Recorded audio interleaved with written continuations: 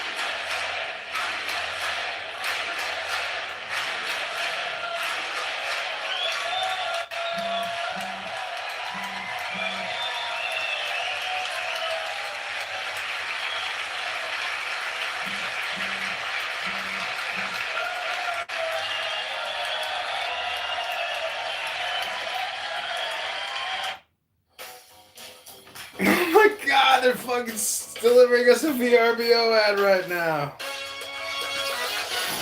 And a DoorDash ad. All right.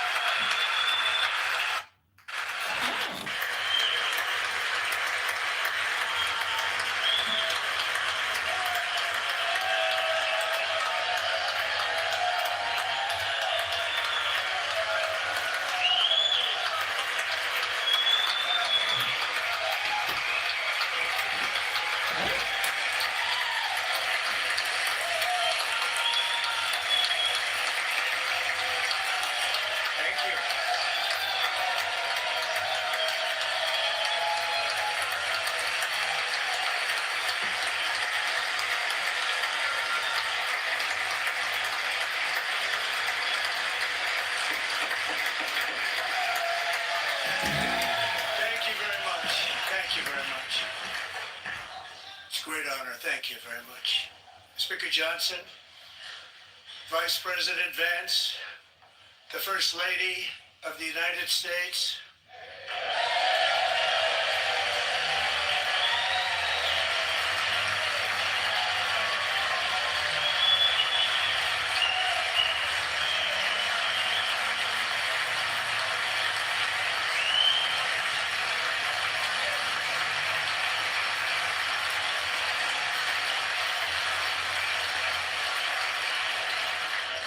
members of the United States Congress, thank you very much.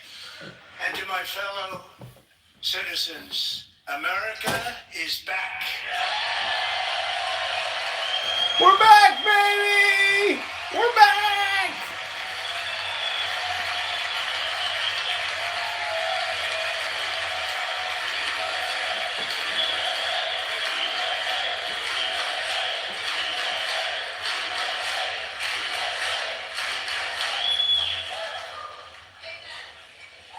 Six weeks ago, I stood beneath the dome of this Capitol and proclaimed the dawn of the golden age of America. From that moment on, it has been nothing but swift and unrelenting action to usher in the greatest and most successful era in the history of our country. We have accomplished more in 43 days than most administrations accomplished in 4 years or 8 years, and we are just getting started.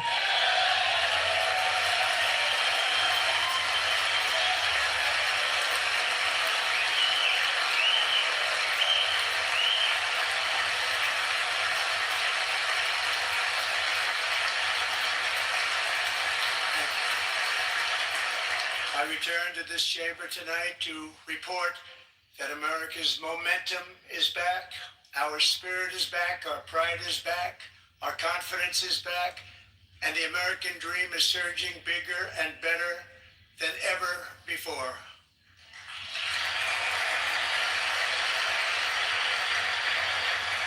The American dream is unstoppable, and our country is on the verge of a comeback, the likes of which the world has never witnessed and perhaps will never witness again. There's never been anything like it. The presidential election of November 5th was a mandate like has not been seen in many decades. We won all 7 swing states, giving us an electoral college victory of 312 votes.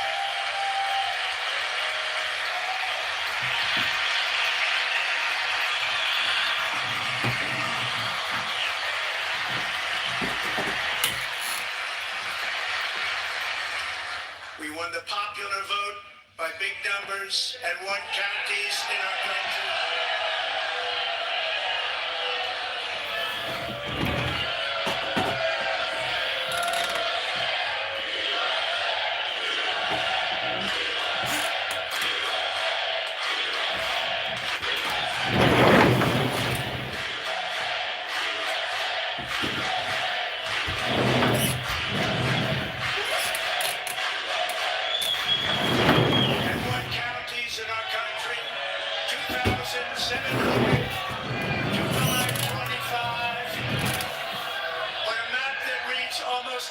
faintly red for Republican.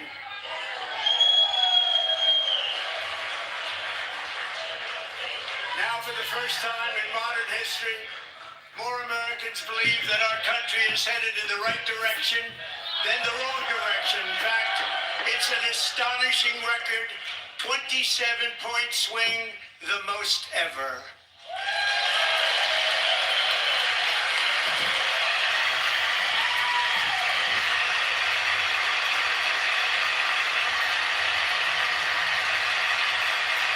Likewise, small business optimism saw its single largest one-month gain ever recorded, a 41-point jump.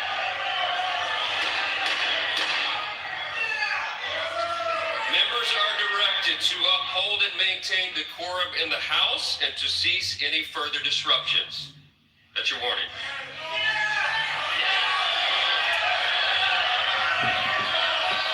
Members are engaging in willful and continuing breach of decorum, and the chair is prepared to direct the Sergeant at Arms to restore order to the joint session.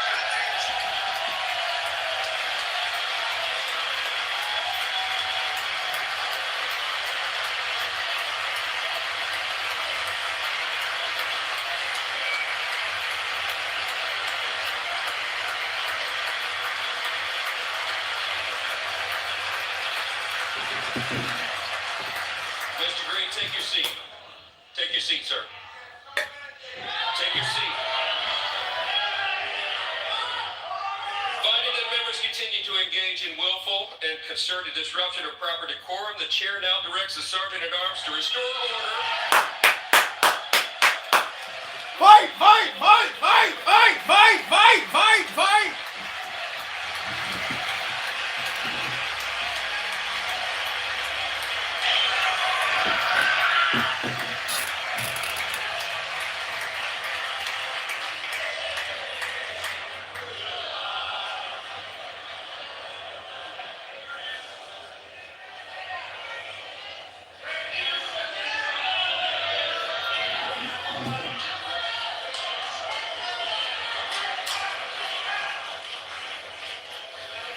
Members are directed to uphold and maintain decorum in the House. Mr. President, you continue. Thank you. Over the past 6 weeks, I have signed nearly 100 executive orders and taken more than 400 executive actions, a record to restore common sense, safety, optimism, and wealth all across our wonderful land. The people elected me to do the job, and I'm doing it.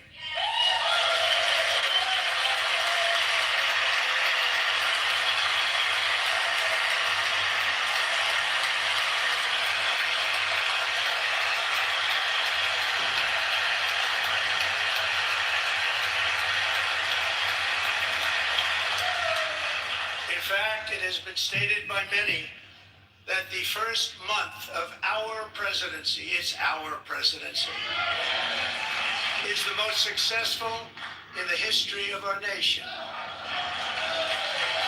By many.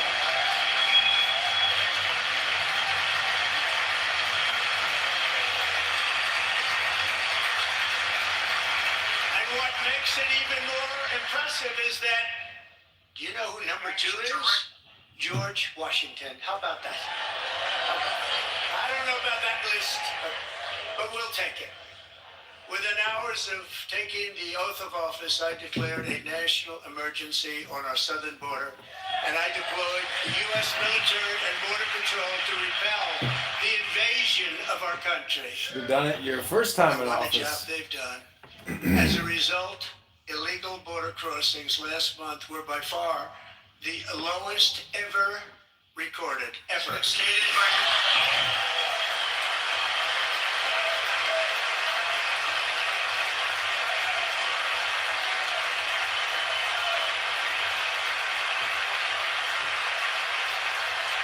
They heard my words and they chose not to come. Much easier that way. In comparison, under Joe Biden, the worst president in American history, there were hundreds of thousands of illegal crossings a month, and virtually virtually all of them, including murderers, drug dealers, gang members, and people from mental institutions and insane asylums, were released into our country. Who would want to do that? This is my 5th such speech to Congress.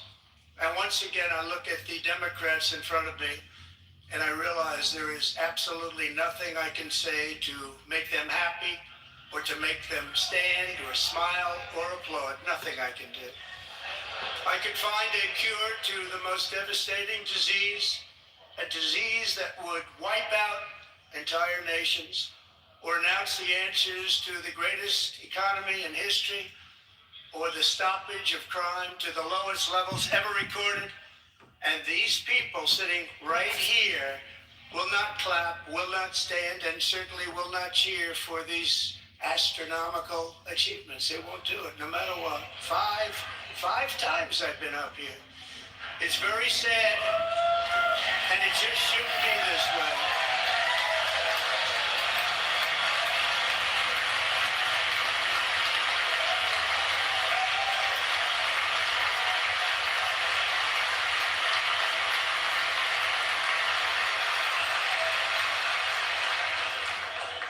So Democrats sitting before me, for just this one night, why not join us in celebrating so many incredible wins for America? For the good of our nation, let's work together and let's truly make America great again.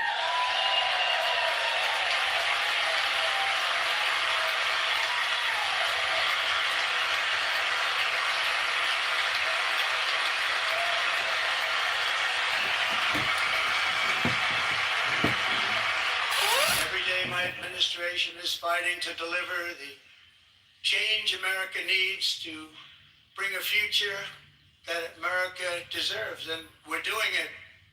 This is a time for big dreams and bold action. Upon taking office, I imposed an immediate freeze on all federal hiring, a freeze on all new federal regulations, and a freeze on all foreign aid.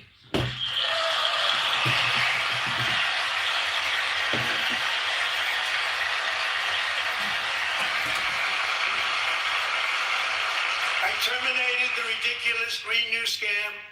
I withdrew from the unfair Paris Climate Accord, which was costing us trillions of dollars that other countries were not paying. I withdrew from the corrupt World Health Organization.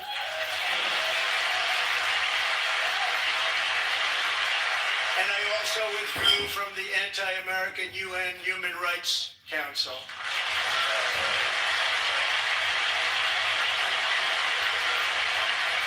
We ended all of Biden's environmental restrictions that were making our country far less safe and totally unaffordable. And importantly, we ended the last administration's insane electric vehicle mandate, saving our auto workers and companies from economic destruction.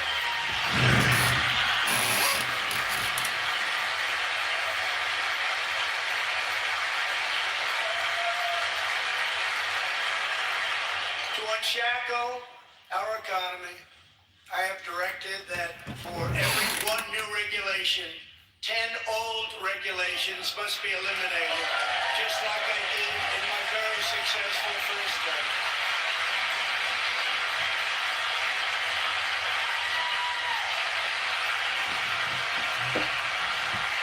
And in that first term, we set records on ending unnecessary rules and regulations like no other president had done before. We ordered all federal workers to return to the office. They will either show up for work in person or be removed from their job.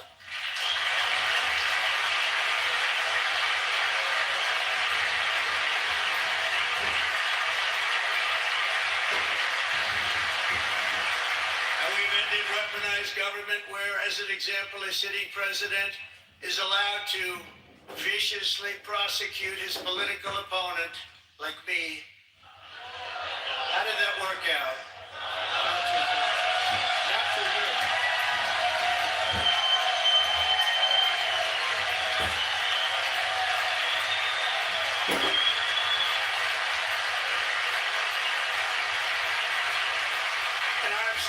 all government censorship and brought back free speech in America. It's back.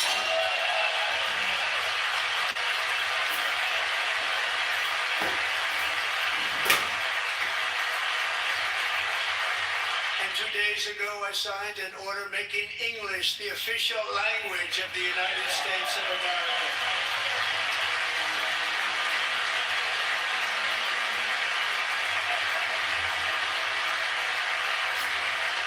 I renamed the Gulf of Mexico the Gulf of America.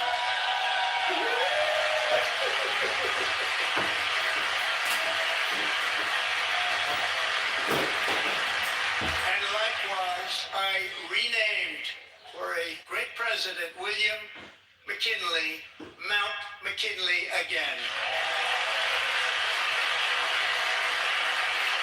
Beautiful Alaska. Love Alaska.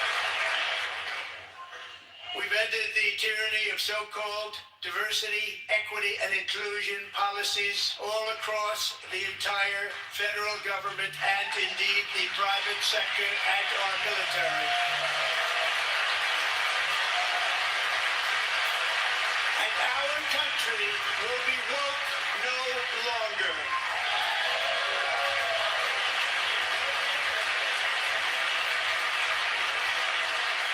We believe that whether you are a doctor, an accountant, a lawyer, or an air traffic controller, you should be hired and promoted based on skill and competence, not race or gender. Very important.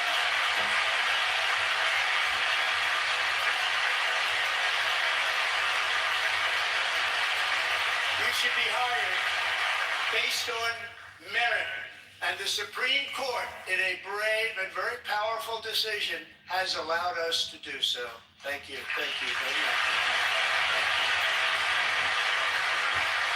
We have removed the poison of critical race theory from our public schools, and I signed an order making it the official policy of the United States government that there are only two genders, male and female.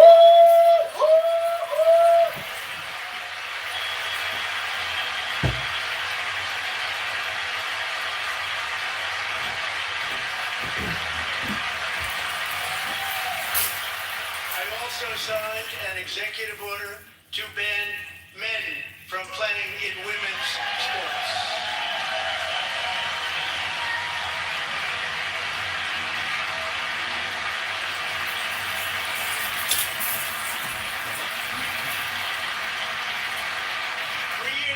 Peyton McNabb was an all-star high school athlete, one of the best, preparing for a future in college sports.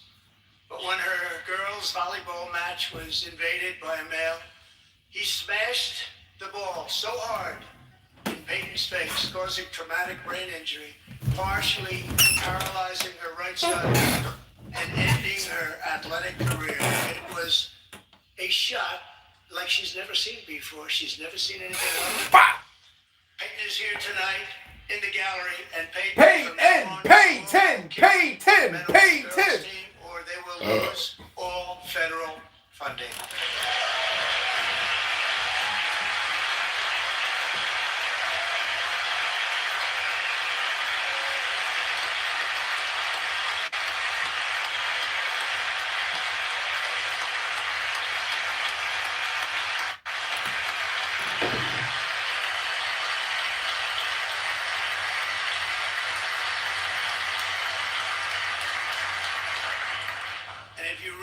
To see numbers, just take a look at what happened in the women's boxing, weightlifting, track and field, swimming, or cycling, where a male recently finished a long-distance race 5 hours and 14 minutes ahead of a woman for a new record by 5 hours. Broke the record by 5 hours. It's demeaning for women, and it's very bad for our country. We're not going to put up with it any longer. Come on, trannies! Take it easy, trannies!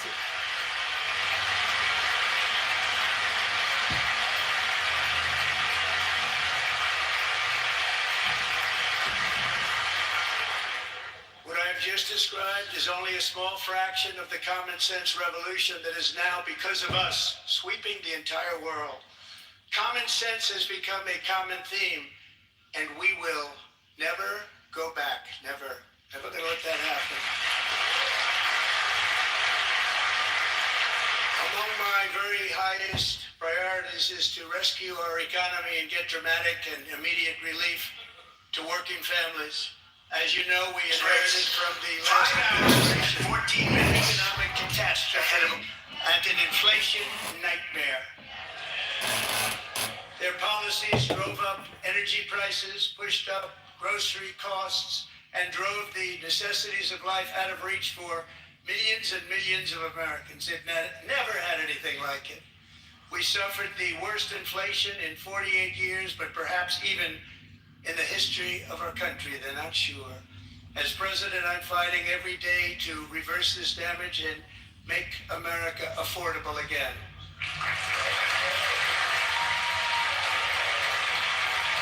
I literally appreciate him because he was one of the very few bodybuilders who broke his ass off. Never on the gym. He was a sheep man. Joe Biden especially let the price of eggs get out of control. Went into professional wrestling. The egg price is out of control.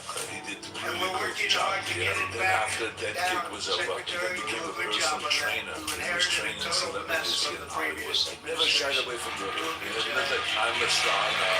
I don't have to work. I think the most important thing is to provide for the family and to go and do the work. And I would say that half of the bodybuilders A major focus of our fight to defeat inflation is rapidly reducing the cost of energy. The previous administration cut the number of new oil and gas leases by 95%, slowed pipeline construction to a halt, and closed more than 100 power plants. We are opening up many of those power plants right now.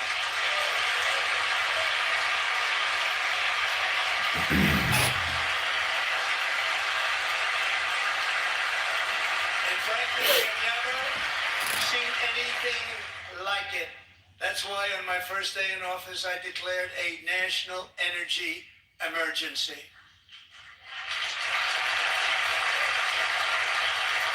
As you've heard me say many times, we have more liquid gold under our feet than any nation on earth, and by far.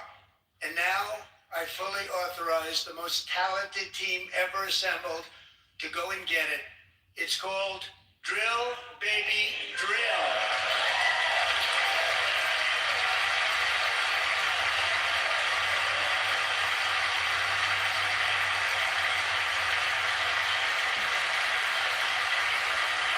My administration is also working on a gigantic natural gas pipeline in Alaska, among the largest in the world, where Japan, South Korea, and other nations want to be our partner with investments of trillions of dollars each. There's never been anything like that one.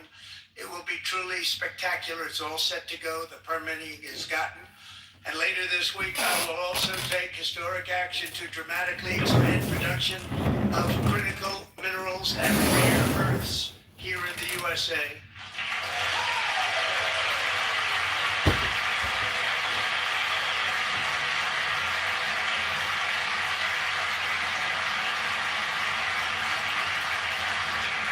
To further combat inflation, we will not only be reducing the cost of energy, but will be ending the flagrant waste of taxpayer dollars.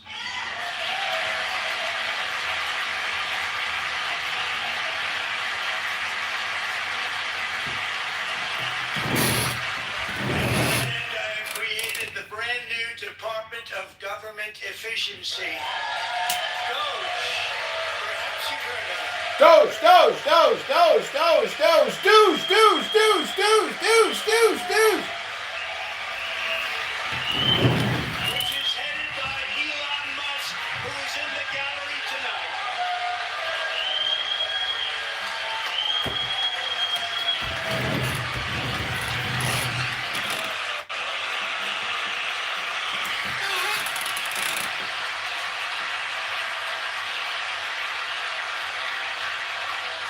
Thank you, Elon.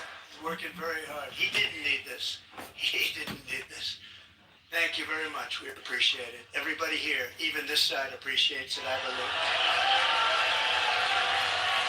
They just don't want to admit that. Just listen to some of the appalling waste we have already identified. $22 billion from HHS to provide free housing and cars for illegal aliens. $45 million for diversity, equity, and inclusion scholarships in Burma.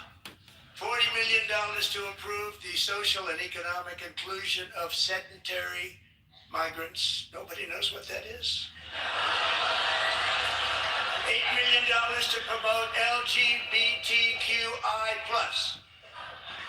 in the African nation of Lesotho, which nobody has ever heard of. $60 million for indigenous peoples and Afro-Colombian empowerment in Central America. $60 million. $8 million for making mice transgender. This is real. $32 million for a left-wing propaganda operation in Moldova. $10 million for male circumcision in Mozambique. $20 million for the Arab Sesame Street in the Middle East. It's a program. $20 million for a program. $1.9 billion to recently created Decarbonization of Homes Committee, headed up, and we know she's involved. Just at the last moment, the money was passed over by a woman named Stacey Abrams. Have you ever heard of her? A $3.5 million consulting contract for lavish fish monitoring. $1.5 million for voter confidence in Liberia. $14 million for social cohesion in Mali. $59 million for illegal alien hotel rooms in New York City. He's a real estate developer. He's done very well. $250,000 to increase vegan local climate action innovation in Zambia. $42 million for social and behavior change in Uganda. $14 million for improving public procurement in Serbia. $47 million for improving learning outcomes in Asia. Asia's doing very well with learning. You know what we're doing? Should use it ourselves. $101 million for DEI contracts at the Department of Education. The most ever paid, nothing even like it. Under the Trump administration, all of these scams, and they're far worse, but I didn't think it was appropriate to talk about them. They're so bad. Many more have been found out and exposed and swiftly terminated by a group of very intelligent, mostly young people, headed up by Elon, and we appreciate it. We found hundreds of billions of dollars of fraud.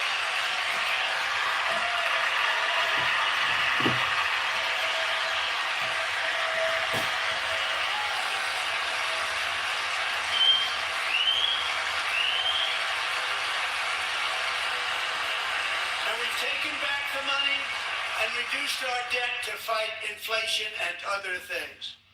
Taking back a lot of that money. We got it just in time. This is just the beginning.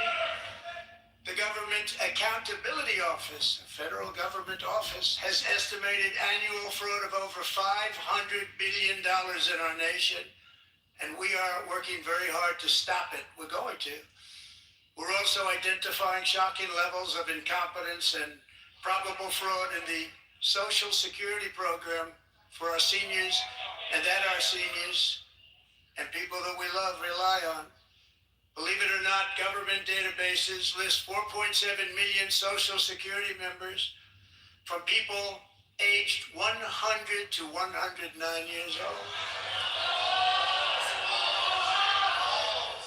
It lists 3.6 million people from ages 110 to 119. I don't know any of them. I know some people that are rather elderly, but not quite that elderly. 3.47 million people from ages 120 to 129. 3.9 million people from ages 130 to 139. 3.5 million people from ages 140 to 149. And money is being paid to many of them.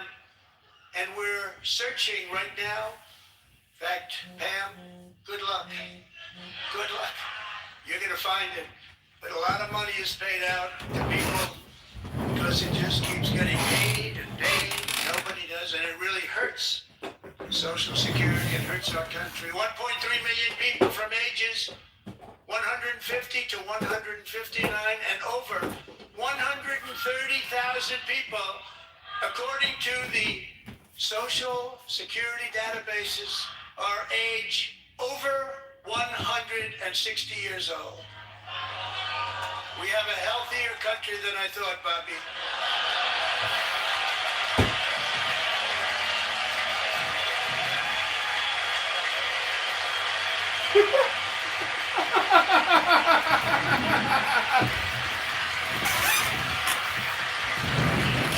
Including, to finish, 1,039 people between the ages of 220 and 229.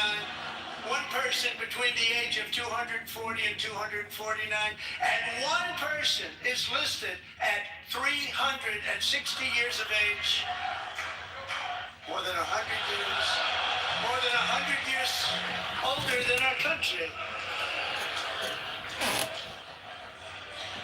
But we're going to find out where that money's going, and it's not going to be pretty. By slashing all of the fraud, waste, and theft we can find, we will defeat inflation, bring down mortgage rates, lower car payments and grocery prices, protect our seniors, and put more money in the pockets of American families.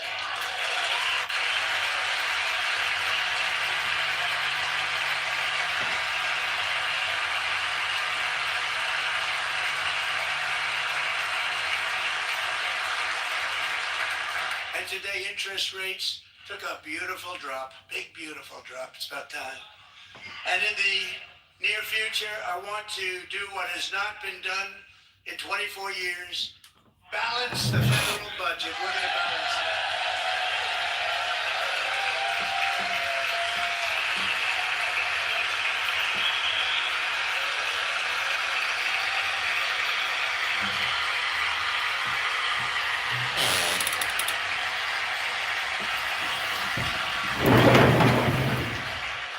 With that goal in mind, we have developed in great detail what we are calling the Gold Card, which goes on sale very, very soon.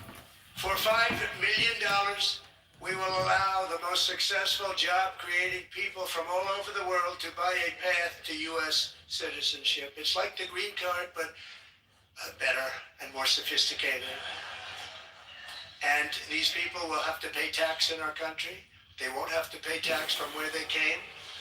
The money that they've made, you wouldn't want to do that, but they have to pay tax, create jobs.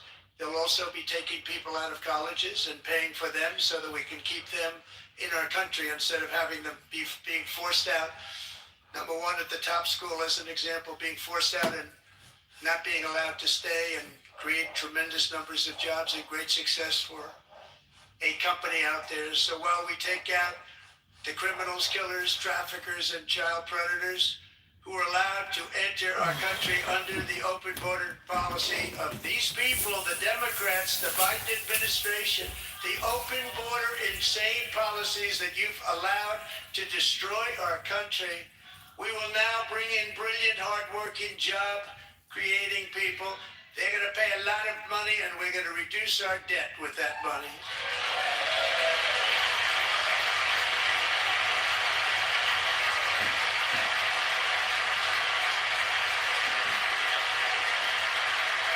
Americans have given us a mandate for bold and profound change. For nearly 100 years, the federal bureaucracy has grown until it has crushed our freedoms, ballooned our deficits, and held back America's potential in every possible way. The nation founded by pioneers and risk takers now drowns under millions and millions of pages of regulations, and debt. Approvals that should take 10 days to get instead take 10 years, 15 years, and even 20 years before you're rejected. Meanwhile, we have hundreds of thousands of federal workers who have not been showing up to work. My administration will reclaim power from this unaccountable bureaucracy, and we will restore true democracy to America again.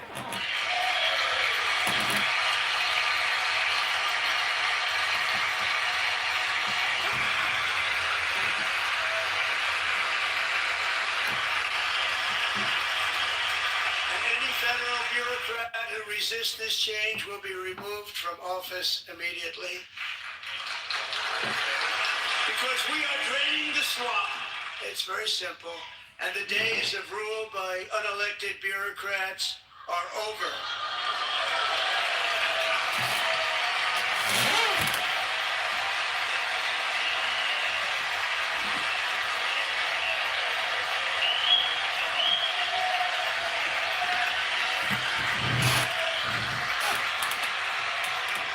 And the next phase of our plan to deliver the greatest economy in history is for this Congress to pass tax cuts for everybody. They're in there, they're waiting for you to vote. And I'm sure that the people on my right, I don't mean the Republican right, but my right here, I'm sure you're going to vote for those tax cuts, because otherwise I don't believe the people will ever vote you into office. So I'm doing you a big favor by telling you that. But I know this group is going to be voting for the tax.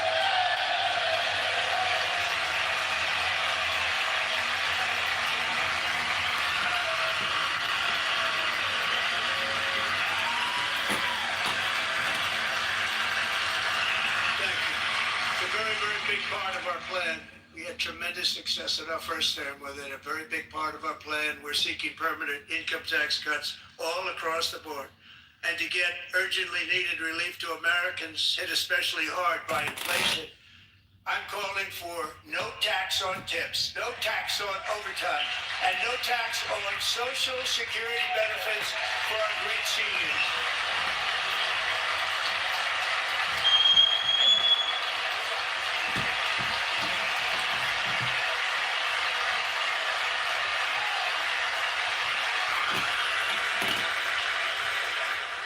And I also want to make interest payments on car loans tax deductible, but only if the car is made in America.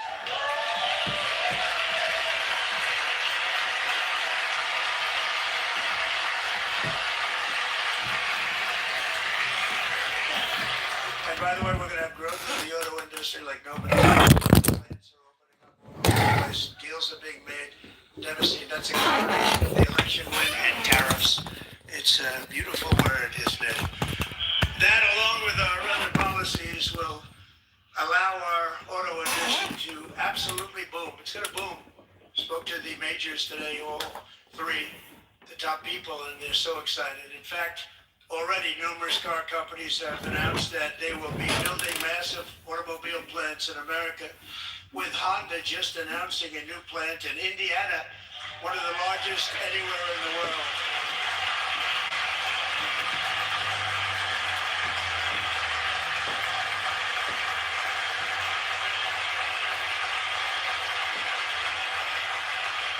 And this has taken place since our great victory on November 5th, a date which will hopefully go down as one of the most important in the history of our country.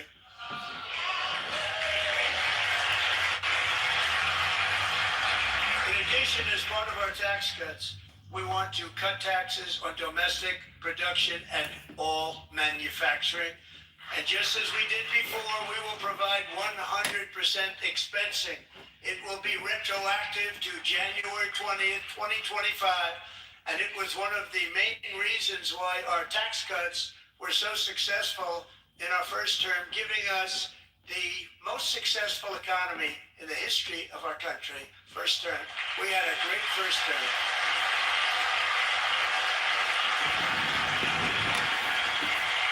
If you don't make your product in America, however, under the Trump administration, you will pay a tariff, and in some cases, a rather large one. Other countries have used tariffs against us for decades, and now it's our turn to start using them against those other countries. On average, the European Union, China, Brazil, India, Mexico, and Canada, have you heard of them? And countless other nations charge us tremendously higher tariffs than we charge them. It's very unfair. India charges us auto tariffs higher than 100%. China's average tariff on our products is twice what we charge them. And South Korea's average tariff is 4 times higher. Think of that, 4 times higher. And we give so much help militarily and in so many other ways to South Korea, but that's what happens. This is happening by friend and foe. This system is not fair to the United States and never was, and so on April 2nd, I wanted to make it April 1st, but I didn't want to be accused of April Fool's Day. That's not just one day, which cost us a lot of money. But we're going to do it in April. I'm a very superstitious person. April 2nd, reciprocal tariffs kick in. And whatever they tariff us, other countries, we will tariff them. That's reciprocal, back and forth. Whatever they tax us, we will tax them. If they do non-monetary tariffs to keep us out of their market, then we will do non-monetary barriers to keep them out of our market. It's a lot of that too. They don't even allow us in their market. We will take in trillions and trillions of dollars and create jobs like we have never seen before. I did it with China and I did it with others, and the Biden administration couldn't do anything about it because there was so much money they couldn't do anything about it. We've been ripped off for decades by nearly every country on earth, and we will not let that happen any longer.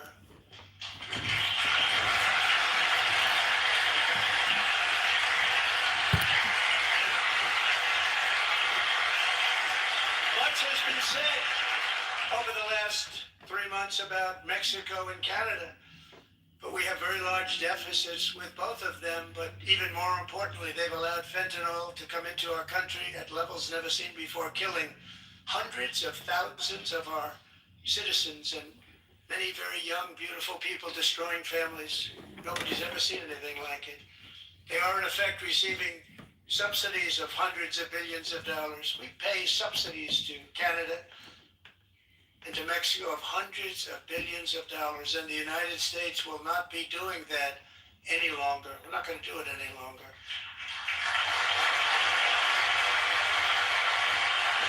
Thanks to our America First policies we're putting into place, we have had $1.7 trillion of new investment in America in just the past few weeks. The combination of the election and our economic policies that people of SoftBank, one of the most brilliant anywhere in the world, announced a $200 billion investment. OpenAI and Oracle, Larry Ellison, announced $500 billion investment, which they wouldn't have done if Kamala had won. Apple announced $500 billion investment. Tim Cook called me. He said, I cannot spend it fast enough. It's going to be much higher than that, I believe. They'll be building their plants here instead of in China. And just yesterday, Taiwan Semiconductor, the biggest in the world, most powerful in the world, has a tremendous amount, 97% of the market, announced a $165 billion investment to build the most powerful chips on earth right here in the USA.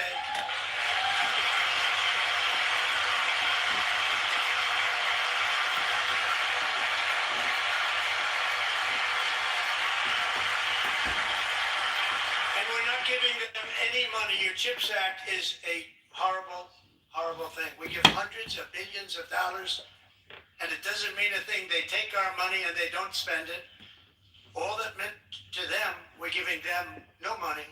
All that was important to them was they didn't want to pay the tariffs, so they came and they're building, and many other companies are coming. We don't have to give them money. We just want to protect our businesses and our people. and they will come because they won't have to pay tariffs if they build in America. So it's very amazing. You should get rid of the CHIP Act, and whatever's left over, Mr. Speaker, you should use it to reduce debt or any other reason you want to.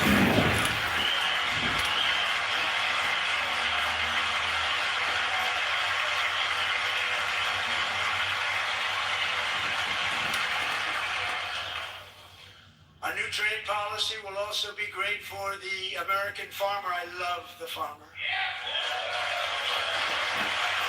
We will now be selling into our home market, the USA, because nobody is going to be able to compete with you.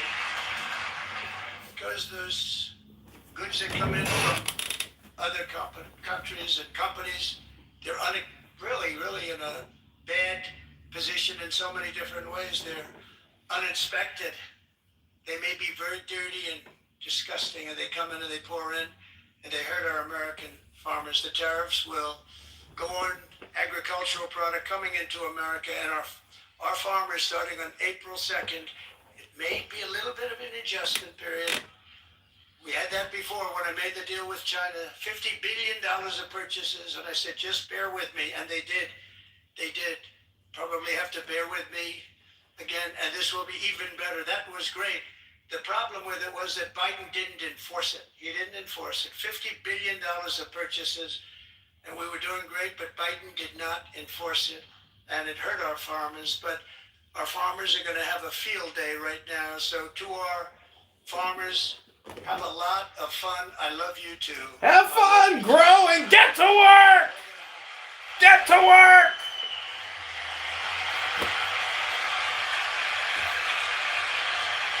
Great for Monsanto stuff. It's a 25% tariff on foreign aluminum compound steel, because if we don't have, as an example, steel and lots of other things, we don't have a military, and frankly, we just won't have a country very long. Here today is a proud American steelworker, fantastic person from Decatur, Alabama, Jeff Denard. Has been working at the same steel plant for 27 years in a job that has allowed him to serve as the captain of his local volunteer fire department, raised 7 children with his beautiful wife, Nicole, and over the years provide a loving home for more than 40 foster children. So great, Jeff.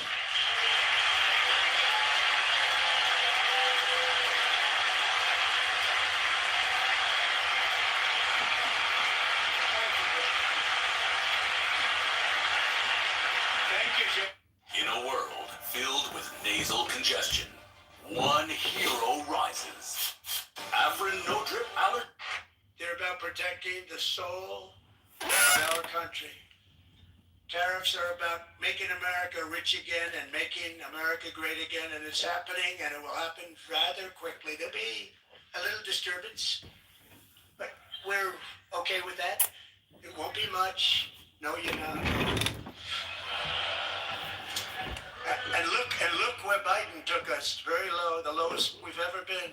Jeff, I want to thank you very much. And I also want to recognize another person who has devoted herself to foster care community. She works so hard on it. A very loving person, our magnificent First Lady of the United States.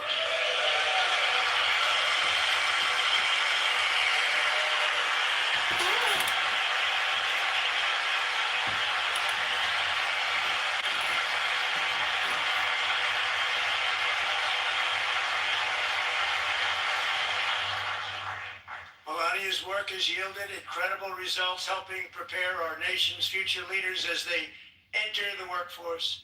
Our First Lady is joined by 2 impressive young women, very impressive.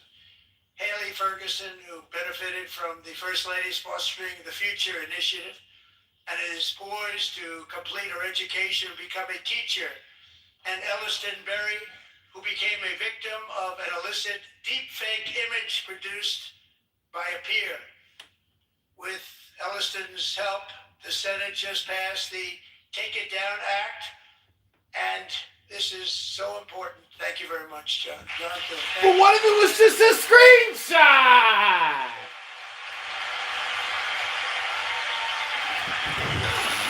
Thank you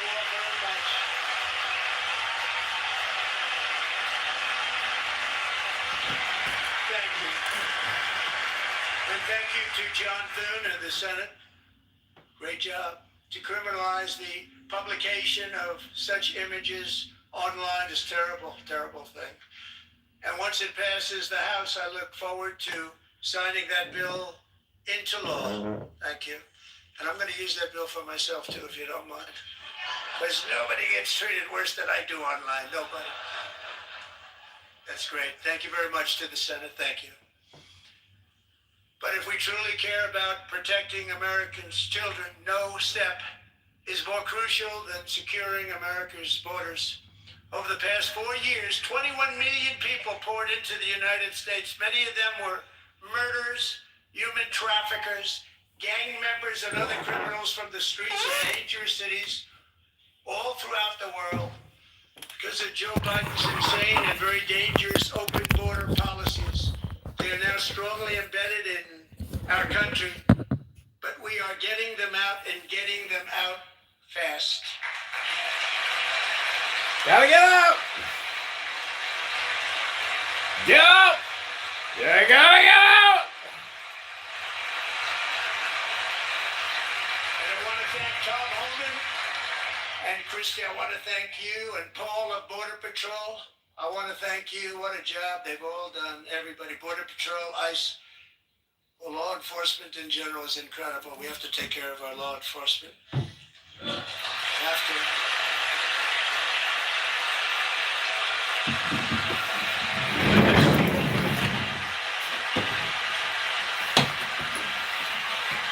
A brilliant 22-year-old nursing student named Laken Riley, the best in her class, admired by everybody, went out for a jog on the campus of the University of Georgia.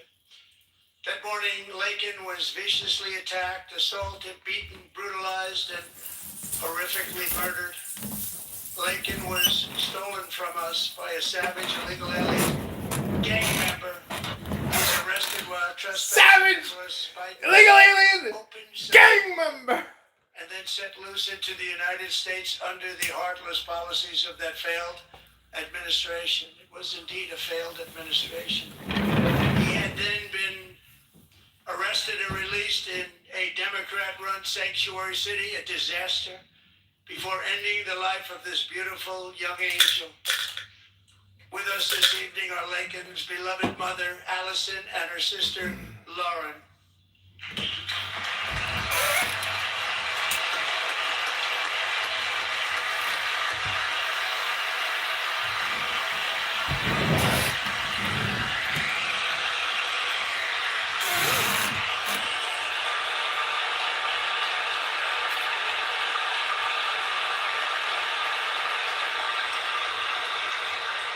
Last year, I told Laken's grieving parents that we would ensure their daughter would not have died in vain. That's why the very first bill I signed into law as your 47th president mandates the detention of all dangerous criminal aliens who public safety. It's a very strong, powerful act.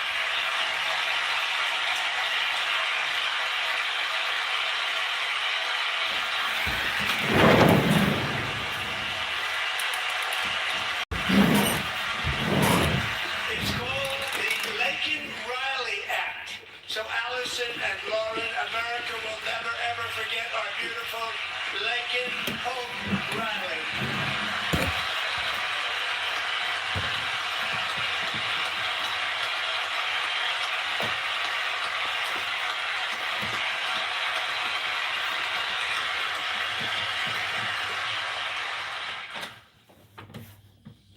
Thank you very much.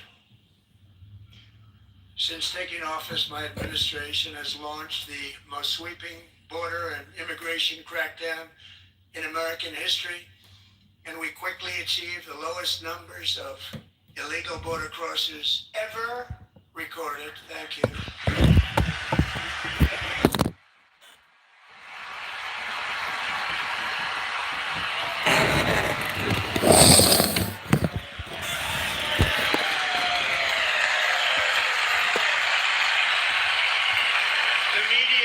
our friends in the Democrat Party kept saying we needed new legislation, we must have legislation to secure the border.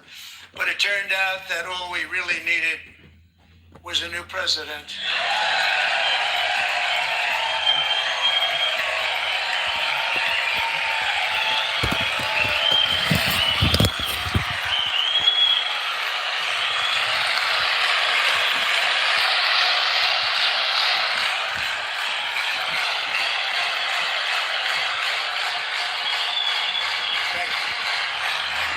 Joe Biden didn't just open our borders, he flew illegal aliens over them to overwhelm our schools, hospitals, and communities.